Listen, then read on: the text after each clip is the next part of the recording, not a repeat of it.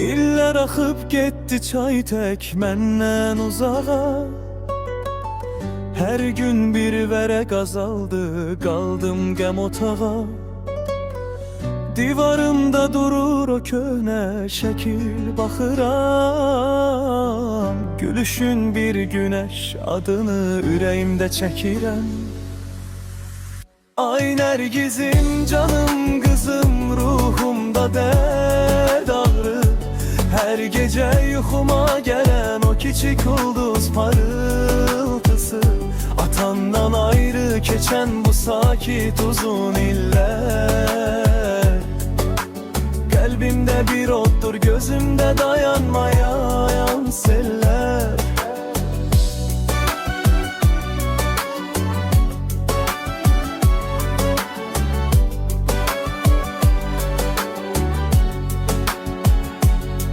Telefonumda gizli qalan hər bir kadın. Baxıram, baxıram, düşürəm min dərdi qəmə. Görəsən böyümüsən, saçların uzanıbmı? Hər nəfəsdə adım bu sevgi heç sönmədi, bitmədi. Ay Nərgizim, canım qızım, ruhumda dərd ağrı. Hər gecə yuxuma gələn o kiçik ulduz parıltısı.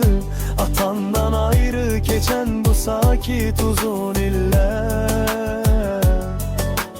Qəlbimdə bir oddur, gözümdə dayanmayan sellər. Xəyalımda əlin, balaca kiçi əlin, tuturam səni hər şeydən daha gözəl. Nə vaxt bitəcək bu kədər, bu həsrət? Tək arzum sənə qovuşmaq əlbət. Ay Nərgizim, canım qızım, ruhumda dərd ağrı.